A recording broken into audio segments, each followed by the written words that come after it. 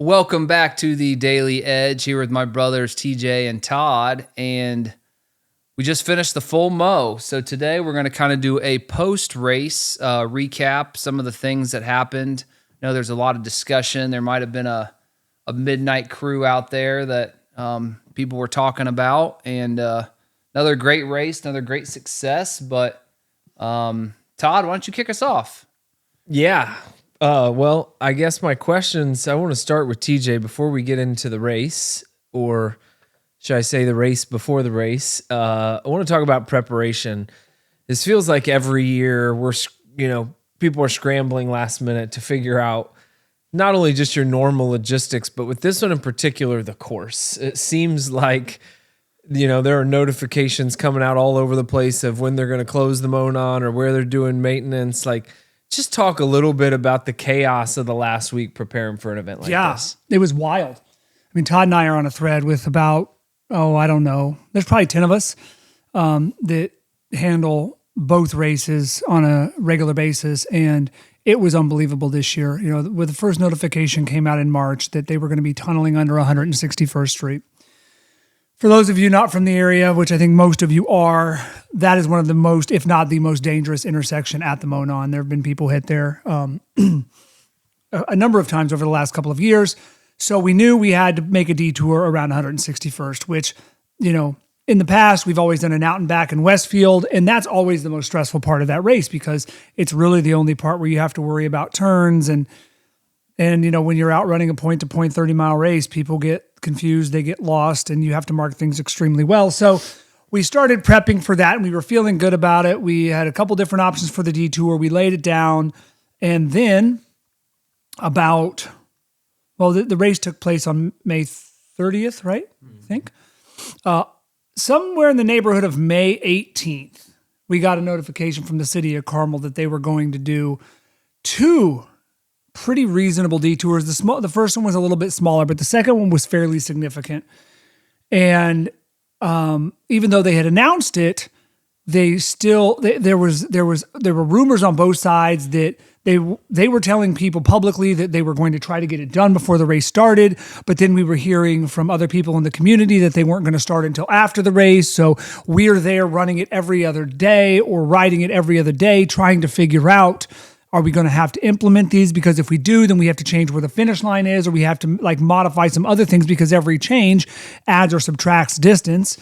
So we're like, okay, we're constantly monitoring that. And this is the week before the race. And then probably the Tuesday prior to the race, we got another notification from Westfield that they were going to work on a bridge that is at one of the choke points for the full mow, where you're coming through Westfield and you make a hard left turn to continue south on the Monon. So all of a sudden we went from one to potentially four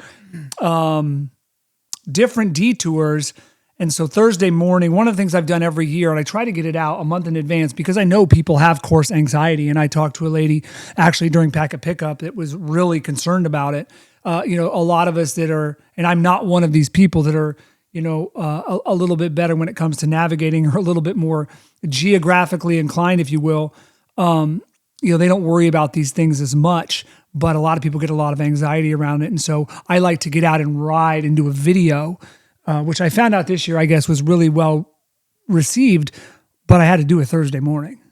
I got up at 7 and went to the northern part of the Monon and rode the 30 miles and then came back and produced a video. And I got out about 1 o'clock on Thursday, a day and a half before the race. So it was a lot. But, one of the big things we knocked out and happy. And I think, because Carmel didn't end up doing those detours, it forced us to change the start to a loop start, which I think was a better experience anyway. So there was some silver lining there. Mm-hmm. Talk about a couple of the other big things, a couple that I had visibility to, the amount of food that is purchased. Now, talk to me about that. I believe a good portion of that food is maybe purchased centrally. Mm-hmm. Maybe Keegan ran with that and then distributed to the aid stations. I'm guessing maybe some of the aid stations have their own things as well. Talk about that a little bit. Two of the big things. The first other thing I want to get out of the way before food is restrooms.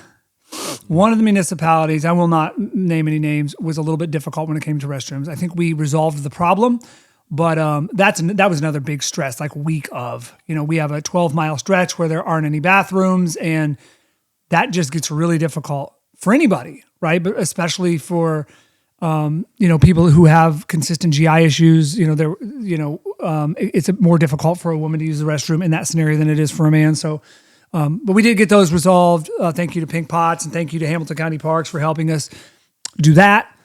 So I wanted to address that, but that was something we were dealing with a week of. It was super stressful. And a big kudos to Legacy Images up in Sheridan for allowing us to use their parking lot. We could talk a little bit about how great Sheridan was at the start line. But anyways, when it comes to food, this was a first this year. As we all know, AI is becoming more and more prevalent. And we figured, let's start there. Let's see, based on all the information that you've been trained on, where would you begin? Because one of the things we run into, I guess two of the things we want to take into consideration is, number one, we don't want a ton of leftover food, but I think even more important than that is we want things that people actually eat. And so, you think about it from a numbers perspective, and for this particular race, when we were planning, we had 254 registrants. So you think about, all right, 250 people eat a bite of anything. That's mountains of food. You're talking thousands of points. You have 9 aid. Yeah, let's call it 10 aid stations, right? At 250 people, you're talking over 2,000 times where people have the opportunity to eat food. That is a ton of food. And so we started there. And that took a lot of letting go because you're afraid. The big fear is that somebody is going to come underprepared, and we do have people that come under and over, and we're not going to have what they want. But we do buy it centrally. Keegan is not only dispersing it, but he's also moving up and down the course to make sure that if there's extra here, that it's moved here and vice versa. I think the coolest thing for me this year, and I was talking to Alan Aricella from Fisher's Running Club, or Aricella from Fisher's Running Club last night, has been to see the evolution of the aid stations. I think when we first started this and it was OTF and Westfield Run Club, we were just trying to make sure that people had anything, right? Here's some water, here's some tailwind, the rest is a bonus. The evolution of the aid stations, the passion that's behind those, the people, one of our good friends, Phil Dodick, ran, and he was like, man, when I ran down, I barely had to use any of my own fuel. He's like, I would get to this aid station and they would have a Coke and they would have Pedialyte and they'd have X and Y. And I'm like, oranges. And I'm like, well, we provided the oranges and we provided but like two of the other things, it was them. And so like Carmel's Runners Club, it was like National Potato Day on Saturday, and she had motivational potatoes. You saw those, and there people had watermelon out. I think Indy Social Run Club had watermelon potentially, and everybody was like, so that has been like, I think Westfield Run Club does popsicles and Broad Ripple, and Orange Theory had the cooling towels, and so every one of these run clubs did their thing and had this unique element that they brought. And you don't see that in road races. You don't see that in other forms. It's, they're operating at scale, and we get to see these things develop the personality. And I always had, you remember years after year after year, I'd be like, we got to get these aid stations. We've got to get these aid stations because when you go to establish ultra runs, they do have their own personalities. And now we've gone through the evolution of getting to that point. I ran into a guy last night who coincidentally, with one of his friends, it was Jason and Jennifer Connor, Jennifer Connor and Jason, I don't know Jason's last name, but they were at the intersection between the Monon and the Hagenberg Trail, and they had the confetti cannons. And it was such a huge deal. And that next year they're going to show up there like loaded with confetti cannons so that everybody gets a confetti cannon. And so those are the things that are like making this so special. It's awesome. So let's jump to the race before the race. So first year, I think Midnight Mo seemed to be the terminology that caught Double on Mo here. and Midnight on the Mo, I think were the two. Yeah. So a fairly sizable group of which both of you were in, met downtown at the finish line, I presume, like just a little before midnight, and ran the course backwards. I haven't talked to either of you about it, hardly at all. And so I'm really curious to hear. One, you're dealing with sleep deprivation is starting to kick in. Two, you are running gradually uphill the whole way, which is very different than running gotta feel, I would imagine. Talk about that experience. Well, I will say this to lay the foundation. I want Trent to talk through it. I think it was Friday morning when I was texting you, and I'm like, you were like, well, I don't know. I think I'm going to come down and get my packet, and then I might drive home, and then I'll get up and I'll come down. I'm like, well, why don't you just run it at night with us? Yeah. I had a meeting, so I'm staying up about 2.5 hours north of Carmel. And I had a meeting that morning. I was having coffee with somebody at 10:30. And so I'd gotten up at 6, Friday morning, and started my day, had my coffee with my wife, and I'm shooting down. And, I was like, I kind of text or called, and I was like, yeah, I'm coming down for this meeting. And I was like, I guess I'm going to grab my packet and then I'm going to drive back, because you had like 17 people staying at your house and you weren't even home because you were traveling and flying. And I said, I'll just drive back home and then I'll get up at 3 a.m. and then I'll drive back down. And you were like, why don't you just run with us at midnight? And I'm like, I got my shoes. I don't have all my, and so I started thinking through my stuff, and I started thinking about, I'm like, all right, I'll just do the midnight trail. So, yeah, it was leading up to it. I mean, there's not knowing how many people were going to be there. It was about 20. It was a really cool group of people. It was really, really fun. The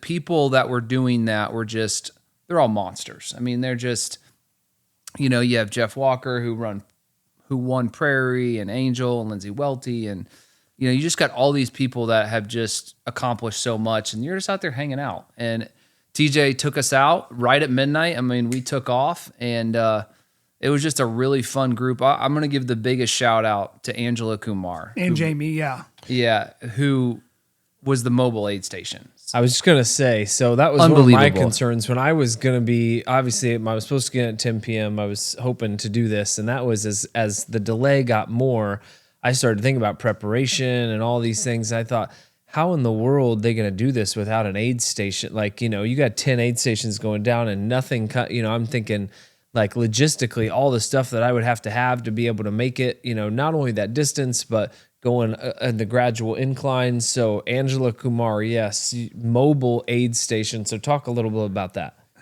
Yeah, I mean, it's just like, you think about someone that's going to come and run a race and be with you from midnight to 6 and like have the energy that she has. She was incredible. Like every 4 to 6 miles, she would set up the whole aid station, had bagels. And I mean, it was just like on the, like 26 miles. I'm like, I hope we see her one more time. Like I need a bagel so bad. If I have one more gel with caffeine in it, I'm going to throw up, like seriously.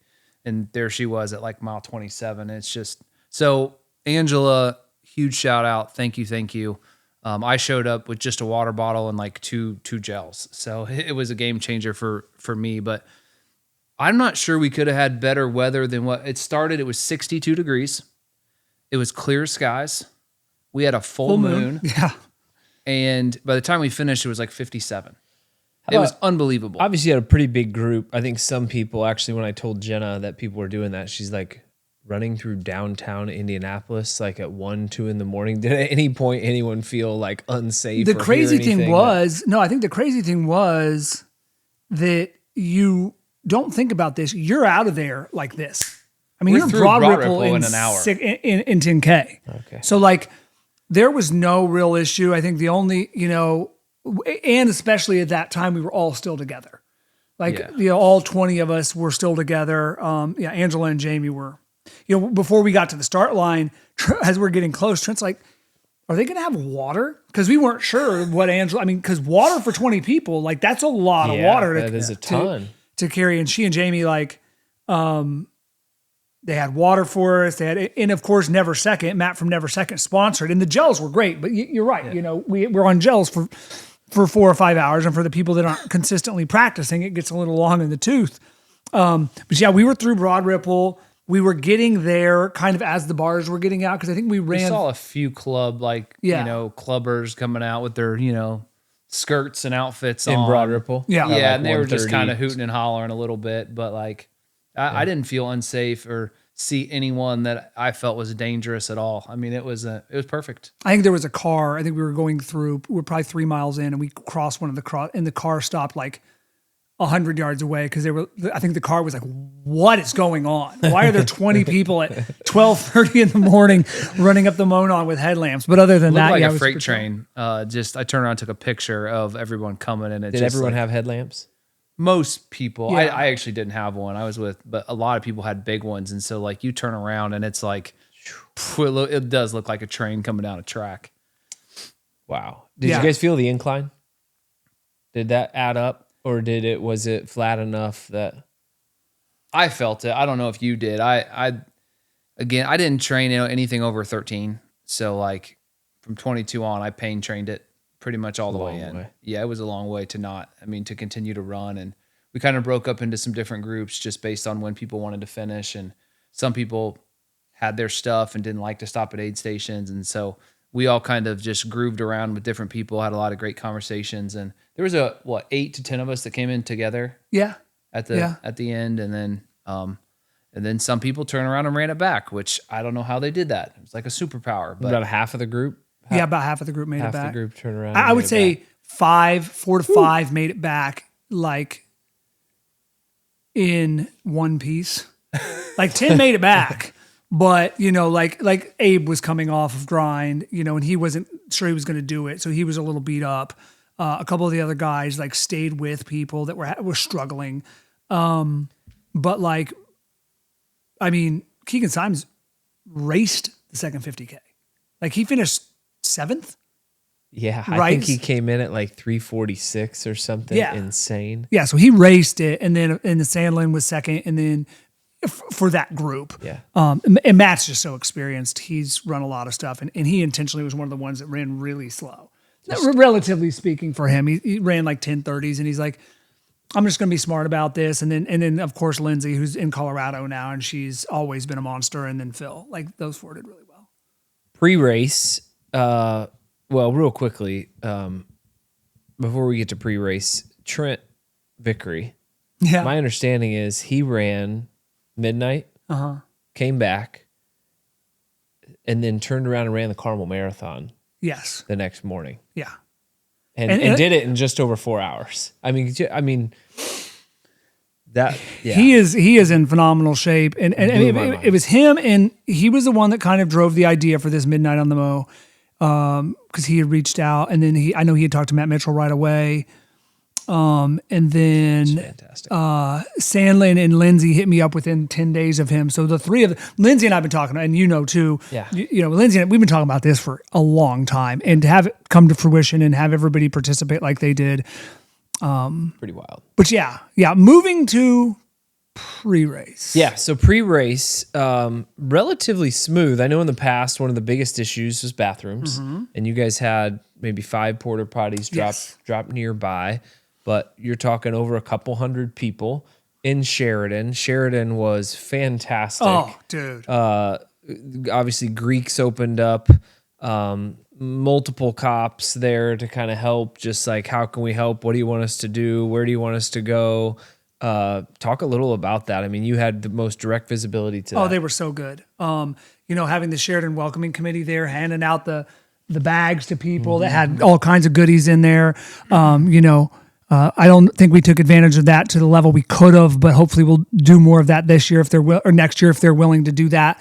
But yeah, I mean, so cool. Great host at the start line. Greeks has always been fantastic.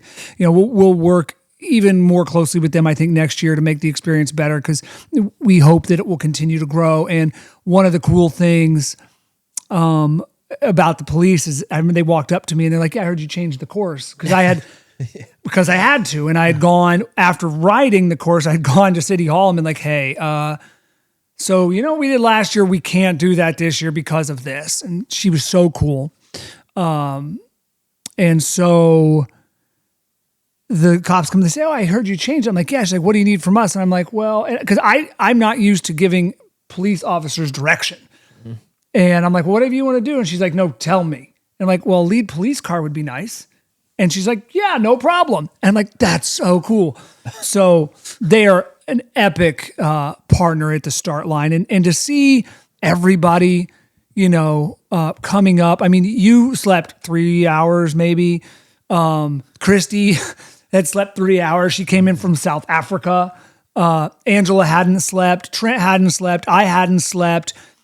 Keegan ended up leaving my house at like 10 o'clock the night before. Corey, everybody at that Ricardo, everybody at that start line. And Ricardo didn't even finish putting the signs out the night before until 10:30. So you had Elizabeth was there as well. So there were, I don't know, 8 of us at Dakota. I mean, Dakota worked. Like, Dakota is the unsung hero. Not only is she like doing pack a pickup, which is super chaotic, but then she's also handling all the drop bags and all the late reg. Like, she's amazing. So you have all of us there, probably collectively on like 15 hours of sleep between 10 people. And that's just so crazy to see, knowing that we're going to be there for another 10 hours.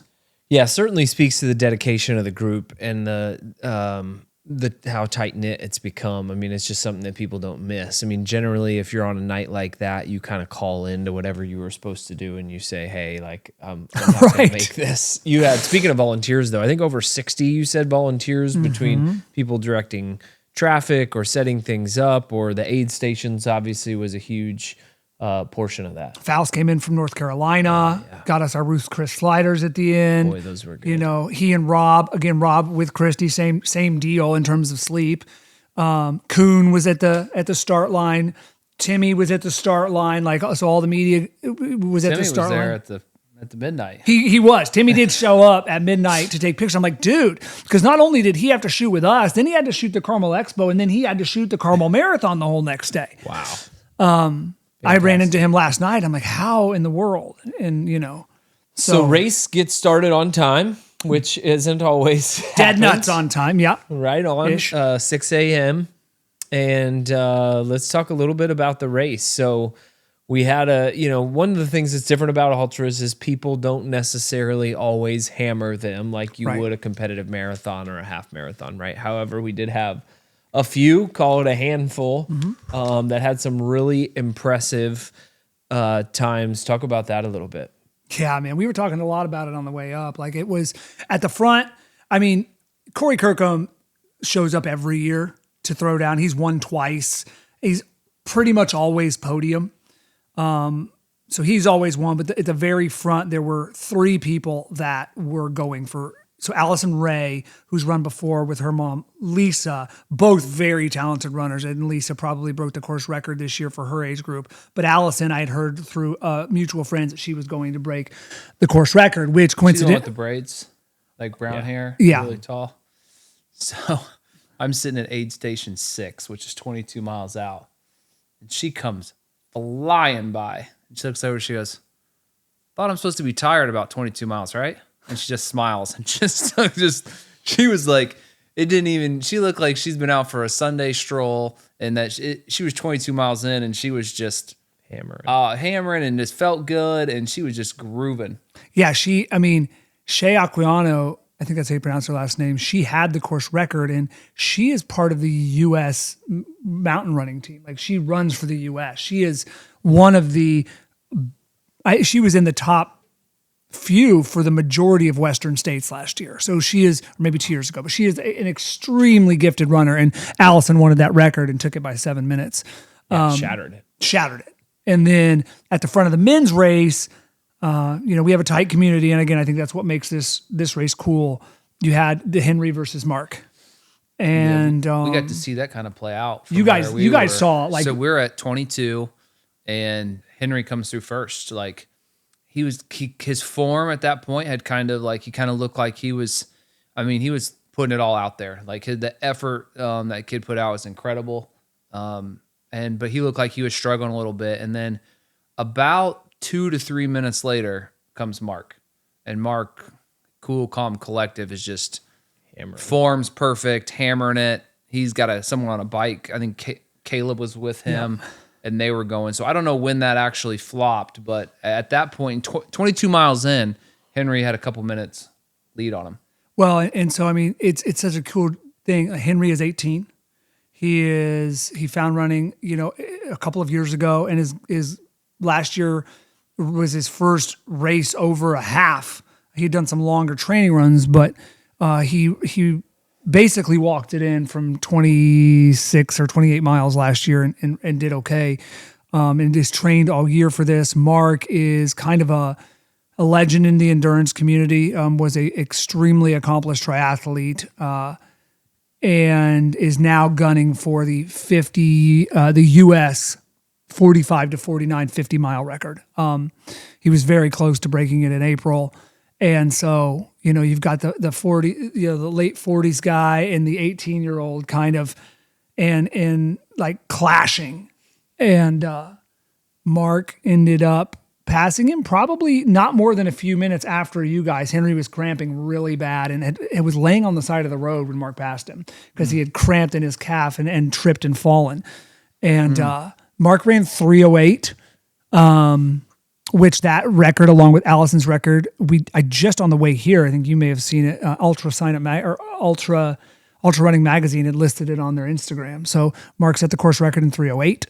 Yeah, and a lot of times when you hear those and you're thinking marathon pace, this is obviously a 50K, so we're talking 31. That is basically a 6:01. Yeah, low 6. Basically almost 6 flat pace, which is blazing fast. Yeah. And so it's going to be great next year. They're both coming back. They both want to come back next year. Henry was on 3:04 pace before his cramps came. Mark, he's got a lot of races on the calendar. He's going to come back super fit. So it'll be fun up front again next year.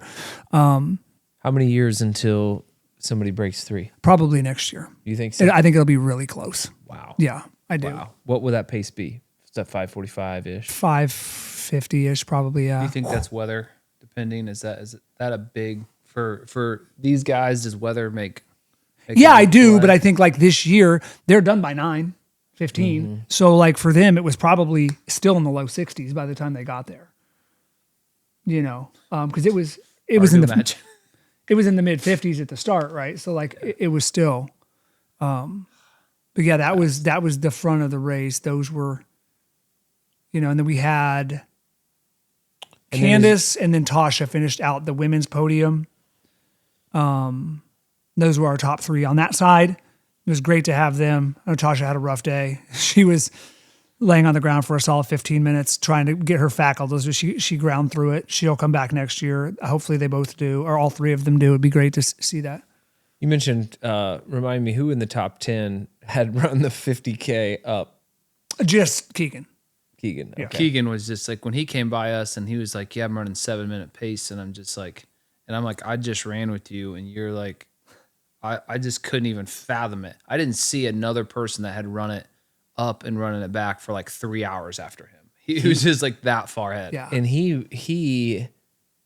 I always, huge credit to him. He was completely redlined. Like he was in the well deep. Like when he got back, I mean, you could just tell when somebody, obviously everyone that comes in is tired. Yes. But you can tell some people are like losing coherence and like really their body is like starting to shut down some non-critical functions. Like I said, I think came in at 344 or 346, one of the two. Yeah. Just insane having run 100K. Yeah. Running 31 miles up the Monon and then comes and hammers back at 3. It just, again, 346 is like just a very low sevens. Yeah. Pace. Yeah. Like a 3:10 marathon or something. Yeah. Yeah. That's hard to comprehend. I mean, you know how you feel at the end of a marathon, right? Your stride shortens up and you're just like everything's tight. You're going 50K and then you're holding low 7. Yeah. No, thank you. So let's talk about the race more broadly. How many finishers? 189. 189 finishers. It did get warm. Yeah, probably mid 70s towards the end. Mid-70s. But there's no cloud cover. No. Different finish line this year. Yeah. It's kind of cool. It was like a water Splash pad. splash pad Yeah. area, which It's was kind of awesome. fantastic for those who are overheating. Talk about the finish line a little bit. Oh, love it. That's a Corey and a Rob and a Ricardo and John and like they're, Elizabeth, they're down there producing that. It'll get better next year too. Corey has this vision. It's not going to be cheap, but it's going to be really cool. I think it'll be somewhere in the middle there. But yeah, it was really, really good this year. Love the fact that the splash pad was right there and everybody took advantage of it. To see, Keegan had bought a kiddie pool, and we were going to use it as a like a kind of a cold plunge, and somehow it had gotten placed on the splash pad underneath one of the features, and it was constantly filling up. And to see grown adults, like when Chris Galloway came in, like grown adults sitting in a kiddie pool. When Allie came in, seeing her standing under the bucket, and then the bucket tips over and she realizes she was standing in the wrong spot. And she was devastated, her and Rachel and all them laying in the water. I mean, it really brought out like the kid in people. So loved that, loved having the food there. We did have some scrambling because Christy was in, Christy is not only, and if you follow Full Mo on social media, holy cow. Again, she was on 3 hours of sleep. She was with you guys early, checking on aid stations, making sure everybody was set up and good.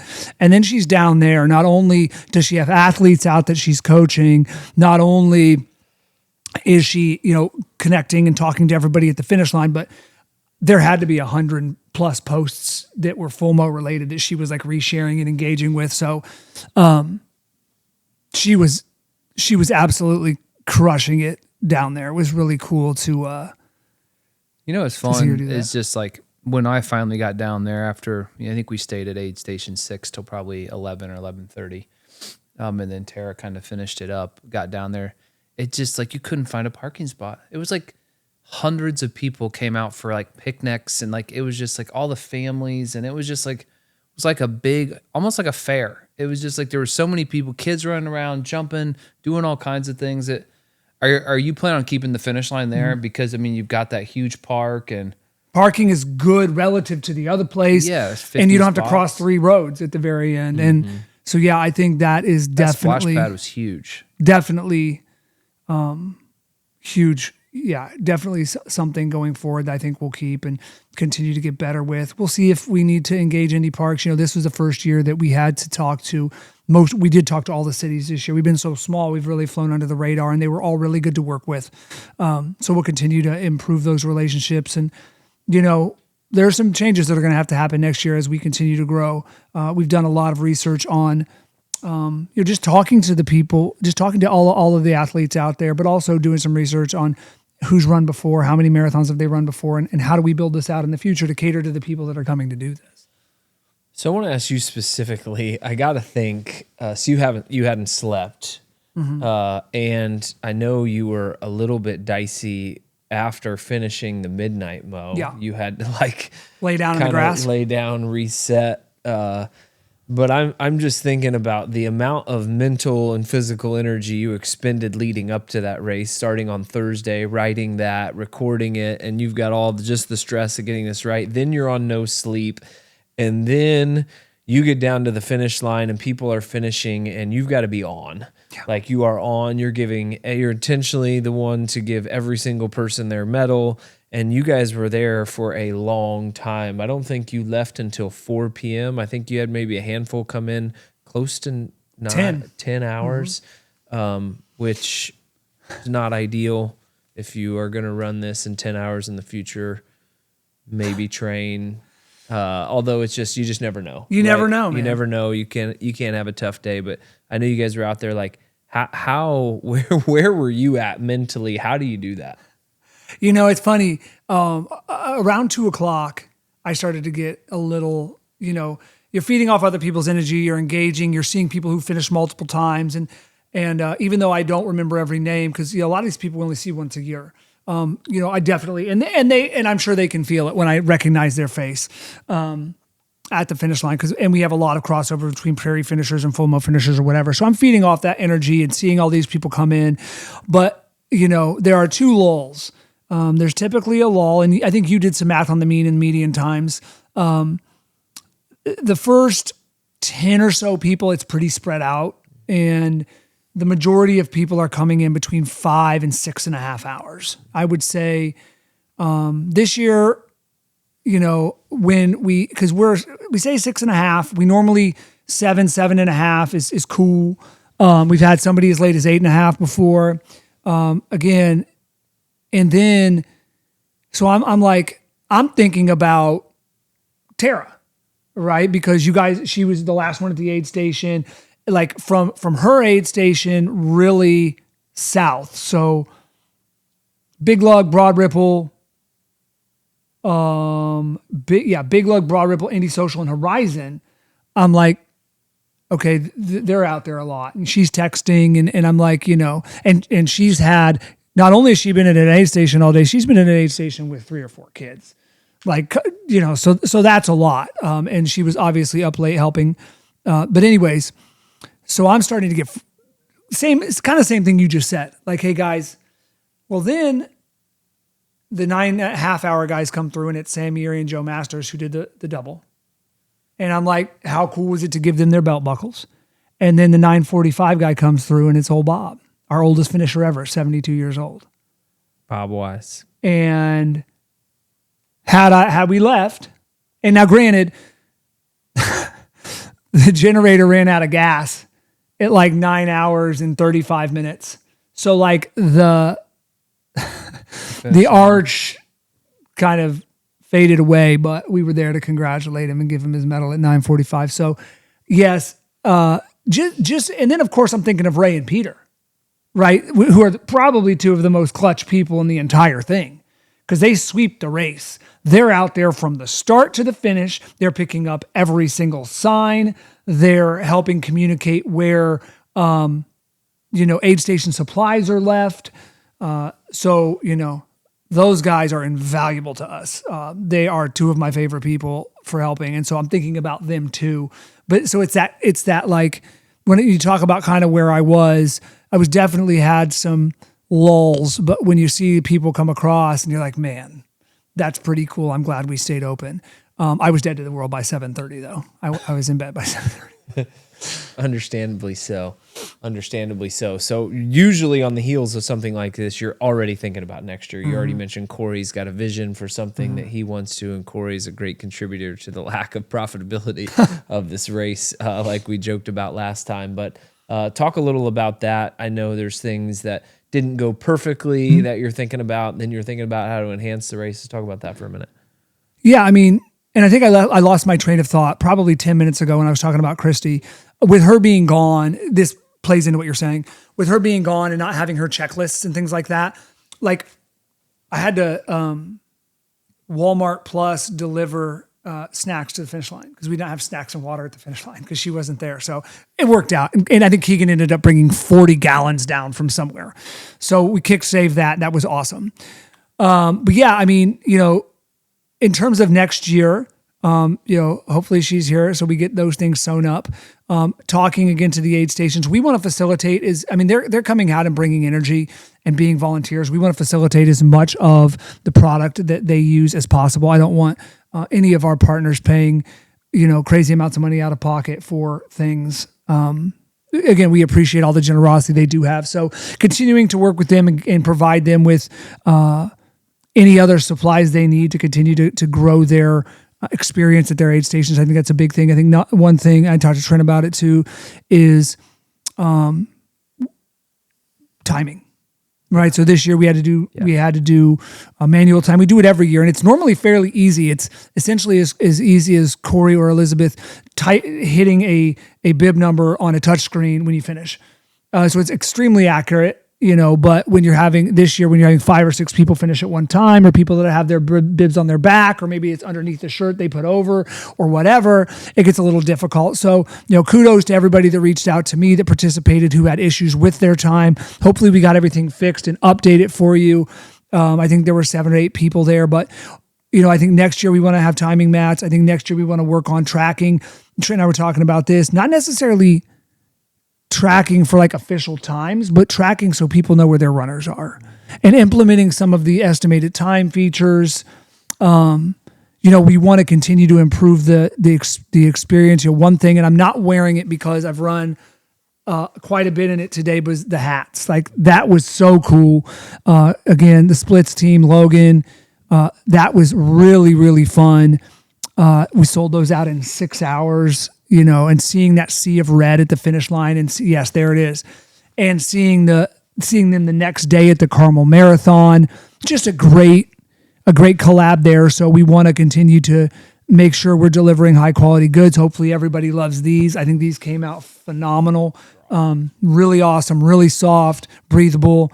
So those are a couple things. We'll be sending out a survey in the next week or so with all the things. I think that for Timmy's sake, maybe we had Gareth taking photos, Timmy taking photos. We may add another photographer because it's just not possible to cover 30 miles when you have a 7-hour gap between your first and last finisher.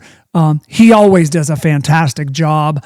I think those are some of the big things. We'll enhance the finish line experience. And then we'll probably open up registration a little bit earlier this year, give people to maybe get a little bit more of a discount, and hopefully put ourselves in a position where we can admit more people and not have a wait list for the 6 weeks leading up to the race. Love that. I'm gonna just go through a few stats. I just for the finishers, and then if there's anything else anybody wants to share before we wrap up. So male was about 2/3 male, 1/3 female. One of the very interesting stats, the women's field had a faster average than the men's field. Let's go, ladies. The women's field averaged 5 hours and 37 minutes. The men's field averaged 5 hours and 42 minutes, which is fascinating. Pretty normally distributed. We had 10 runners under 4 hours. Okay. We had 41 runners between 4 and 5 hours, 80 runners between 5 and 6 hours, back to 40 runners between 6 and 7 hours, and then back to 12 runners between 7 and 8 hours, and then we had 7 linger in towards the end. So that was pretty interesting to see that distribution, but the bulk of people coming in between 5 and 6 hours. Average age, both men and women, average right around 40 years old. So average finisher, obviously we were on both sides of that. You had your Henrys and your Bobs. Which is cool. Your Colin Howard, 16. So yeah. So we had our oldest and youngest finishers ever. Yeah. So anyways, just wanted to share a few fun facts about the finishers. But anything else? I've got a few more things. What do you got? Touch on. I'm good. Yeah, no, I mean, I just think that I'd love to continue to encourage people to come out. I think some of the unique things about this race, especially as you become part of, whether this is your foray into the Indiana running community or if you're already a big part of it, I think there's some important things to remember. I think this, going out here and running a 50K is something that is really inspirational, whether you know it or not. I think listening to the beginning of this and realizing, I was listening to Allie and Rachel talk the other day, and them saying it doesn't feel like I accomplished a 50K because I know that like there were people out there that doubled it.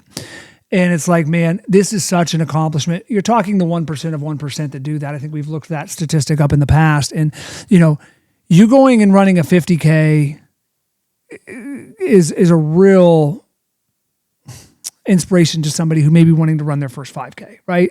It's an easy parallel to draw. Hey, if they can do that, I can do this. And you're getting people out to explore. It's scary, you're getting people out to explore the other aspects of running. And hey, I can do this. We had a lady, I think Jen is her name, who has run 75 ultramarathons. She's run, 100 milers, and to come and do this, we're humbled to have somebody in the field with that kind of experience. So, the cool thing about this, again, back to my point about whether you're just making your first foray into the running community or you've been there for a while, we all appreciate when we run road races, people that work the aid stations. You get a lot of energy on both sides of that, where you're the one receiving the help or you're the one giving that. That's super cool. But it's different when you know everybody at the aid stations and your friends are there. And again, this is something we encourage. This is a race where it's about getting you across the finish line. So if you have friends or family that want to come out and run with you for a few miles on the Monon, cool. right? We're not out here enforcing muling laws, which it means that, people can't carry fuel for you. We don't, at this point, right? We don't, that doesn't bother us. So it's like, this is a completely different experience. Trent, you said it on the last podcast we talked about, where it's not about hammering. I know most of the people that ran this, like Vince Otten, this was his first ultra, and he came out there and ran it at a pace that was doable for him, and that is what it's about. It's not about, some people do want to bury themselves, Mark, Henry, Keegan, whatever, but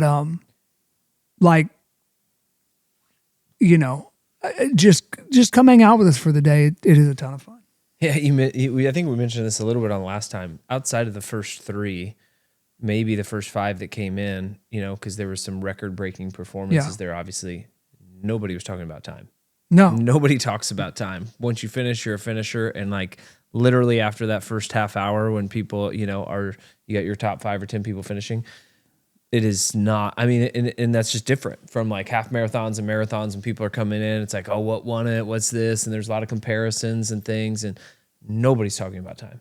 Well, and it's an experience and an accomplishment that can be conveyed easily. You go to somebody who doesn't run, or doesn't run competitively, and you're like, oh yeah, I've run a 2:45 marathon or what marathon or whatever. It doesn't mean anything to them. But if you so from an inspiration perspective, it's just kind of in one ear and out the other. If you go to them and you say, man, I ran from Sheridan to Indy on the Monon, I ran the whole thing. It's like, that registers like, what? I can go run around the block. You can run from, what? And we've done it so much. It's a long drive. It's a 40-minute drive for the shuttle. Shout out Miller Transportation. It's a 40-minute drive from the shuttle, from the finish to the start. That just puts it in such perspective. When you get in a car and it takes you 40 to 45 minutes to drive up there, and we're not talking about you're like in stoplight roads, like no. You're moving up the it's hilarious. It's like, a haul. And I forget these things because I've ridden it so many times and I've run it so many times, but like there's something to see in the Salesforce Tower. Like when you cross and you can finally see it and you're like, oh my goodness, I was just in the country a couple hours ago. There's downtown. So come experience that with us. There's going to be a lot more coming. Prairie is now, I don't know, what is it, June? 4 months away. Yeah. We're doing a Prairie on Fire preview run, I believe June 27th up at the park. So come hang out, join us there. You can find the time online or on our socials, but thank you everybody for participating this year. As Todd has alluded to in prior podcasts, this isn't the big money maker. This is really about continuing to build the foundation. I was thinking about this earlier. I don't think it's about, with our team, I don't think it's about building the biggest race. It's just kind of happening. I think it's about building this undominable community, right? Where everybody knows everybody. It'd be much cooler to have a finish line of 300 where everybody knows everybody by name and is congratulating them, or every time you pass an aid station, the majority of the people there than it would be to have 1,000 people where only 10% of them, know everybody. So kudos to all of our finishers this year. I know I didn't mention 99% of the names, but it's good to see a lot of the same Shell. It's good, it's good to see a lot of the same faces every year that continue to support us, and let's roll. Yeah, I would just call out the aid stations and the volunteers again. The aid station energy was crazy. I mean, we've in the past had some aid stations that were spotlighted, but especially, and they continue to show up every year, all the run clubs. Then down towards the end, thought the energy was wild. Indy Socials build out of their stations. Aloha. Oh, yeah. That one. I didn't go to Horizon. How was that? That was 42nd. Horizon around 30th was awesome. They had the megaphone out. They were, all of the aid stations and the volunteers. It's just so hard to fathom the race being anywhere near what it is and the draw without that many people jumping in and dedicating very, very long periods of time where they're sitting. You talked about 10 hours. Those aid stations have to be there for those first runners to come in, right? And so even your last aid station is there, 2.5 hours in, and they got to wait until the last people come They're there through. for 7 hours. And yeah, it's just incredible. So I would just close with a kudos and a shout out to them. Mike Stevens. Oh, dude. Oh, yeah. yeah. Mike and Mike and Tyler. Tyler. Big. Great call. It's crazy. I was just texting Mike this morning. Great to have those two at the finish line. Phenomenal physical therapists. We all go to Mike. And that was really, really great to have him there. Those guys are, and a lot of the guys like Wake Horse, that Mike is Wake Horse PT. So like Mark wins the race and he has his own personal physical therapist there at the finish line. So yeah, it was awesome to have those two there. They got a lot of people back in order fairly quickly. So good call on that. That was awesome to have them there. It's great. Awesome. Well, there you have it. What year was this? 6 year, 250 registered, 187 finished. 189 finishers, but like you said, that was a little misleading because it doesn't count you. You still finished a 50K. And there may be one or two others that it didn't count that only did like Cam, whatever. What about the speaking Had of 190 finishers. I did not mention Cam and Brittany and Katie, or not Katie, Cam, Brittany and Keegan's sister. They were our course marshals. And it was really cool to have Brittany there and Cam there. Cam's always such an encouragement to people, because he's accomplished so many legendary things. And Brittany is probably, I would say, single-handedly the most experienced volunteer / crew person I know. She's crewed Appalachian Trail record attempts. Her and her fiance, he's run multiple 250, 300 mile races. So super cool to have her there. I don't want to forget her, and I don't want to forget Keegan's sister either. They were a big, big help ensuring that nobody got lost at that out and back. And then Dan and Trey, who, and I mentioned Ricardo earlier, but Dan, Trey, and Ricardo, who marked the course for everybody. So got to call them out too. Yeah. So this is last year was Sheridan medal. This year was Westfield. Next year is Carmel, and the fourth year is Indy. So we're in the middle of a 4-year series. So for those of you that have already run it, you got Westfield this year. Maybe you've run it twice. You've got Sheridan. Next year's Carmel. So it'll be exciting to see that come out. And as they've said, it's probably the best 50K in the country. The energy, the people, the intentionality. I mean, the energy at our aid station was awesome. So sign up. You can do it. Come out and enjoy it. See you next time.